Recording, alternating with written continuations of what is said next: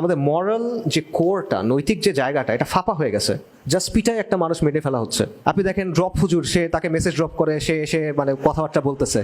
এটা সেকুলারাইজেশনের বৈশিষ্ট্য। সেকুলারাইজেশন যেখানেই হয়, পাশ্চাত্যে অথবা প্রাচ্যে সেম ধরনের রেজাল্ট দেখা যায়, সেম ধরনের অবক্ষয় দেখা যায়। আরেকটা ক্রাইসিস বলি, এটা হলো সেকুলারিজমের ক্রাইসিস। আমাদের সমাজের অবক্ষয়, আমাদের সমাজের নৈতিক ক্রাইসিস। এটা নাম বলে শেষ করা যাবে না। মাদকদ্রব্যের কথা বলেন, সমাজের মূল্যবোধের অবক্ষয়ের কথা বলেন, পরিবারের ভাঙনের কথা বলেন, এলজিবিটির কথা বলেন, একটার পর একটা। ঠিক আছে, আমাদের মরাল যে কোরটা, নৈতিক যে জায়গাটা, এটা ফাঁপা হয়ে গেছে। জাস্ট পিটায় একটা মানুষ মেরে ফেলা হচ্ছে, আমরা দেখতেছি। মারার আগে আপনি তাকে খেতে দিচ্ছেন আবার তামাশা করে। এটা একটা মরাল ক্রাইসিস। আপনি জাস্ট ছাত্রলীগের দোষ দিয়ে এটাকে থেকে বের হইতে পারবেন। আপনি দেখেন টুপি মাথা নিয়ে দুর্নীতি করতেছে, তারপর বলছে যে কোটি কোটি টাকা কামায়, সেটা আল্লাহর রাস্তায় খরচ করে দিচ্ছে, নাউজুবিল্লাহ। আপনি দেখেন লিপস্টিক লাগায় বয়ান করতেছে। আপনি দেখেন ড্রপ হুজুর, সে তাকে মেসেজ ড্রপ করে, সে এসে মানে কথাবার্তা বলতেছে। এগুলো কি আসলে? ওয়াজের ময়দানে কথাবার্তা হচ্ছে, এগুলো দেখেন মানে ফেসবুকে যেসব জিনিসপত্র, ছোট ছোট বিষয় যেগুলো নিয়ে মানুষ মজা করে, পোলাপাইন মজা করে, সেগুলো নিয়ে কথাবার্তা হচ্ছে, নাচানাচি হচ্ছে। একটা ক্যাপিটালিস্ট লজিক অনুযায়ী আমাদের সবাই না ওলামায়ে কেরাম অবশ্যই ভালো কাজ করছেন, বাট একটা বড় অংশ একটা ক্যাপিটালিস্ট লজিক থেকে কথাবার্তা বলতেছে। লাইক শেয়ার কোনটা, ট্রেন্ডিং কোনটা, এই বিষয়গুলো নিয়ে কথা বলতেছে। এটা একটা মরাল ক্রাইসিস। মানে যার কাজ হলো ধর্মের কথা বলা, আল্লাহর কথা বলা, যেটা নৈতিকতার সর্বোচ্চ জায়গা, সে like share comment message drop এইসব নিয়ে আসে। বড় সমস্যা। এলজিবিটি এজেন্ডার কথা দেখেন, পুরো ওয়ার্ল্ডে কীভাবে এটা কাজ করতেছে। ওয়েস্টার্ন কান্ট্রিগুলা, আন্তর্জাতিক সংস্থাগুলা লক্ষ লক্ষ কোটি কোটি ডলার খরচ করতেছে এখানে।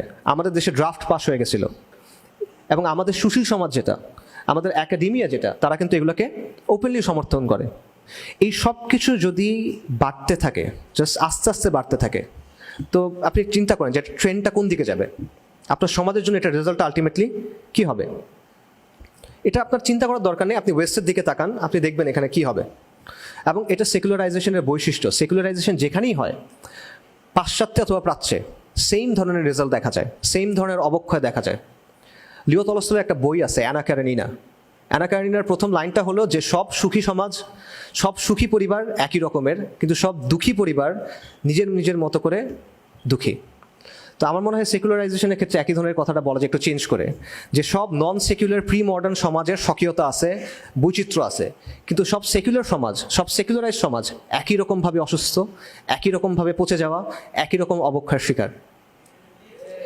তো এই যে অবক্ষয়ের রাস্তায় যে আমরা হাঁটতেছি, এটার ফলাফলটা আলটিমেটলি কই? এবং এই সেকুলারাইজেশন কিন্তু কন্টিনিউয়াসলি ধর্মের যে বলয়, এটা ছোট করে নিয়ে আসবে। সেকুলারাইজেশনের বা সেকুলার রাষ্ট্রের মূল বৈশিষ্ট্য এটা, সে ধর্মের যে বলয়, এটাকে ক্রমাগত ছোট করে নিয়ে আসতে থাকবে। একসময় এটা ছোট হতে হতে একটা বিন্দুর মতো হয়ে যাবে।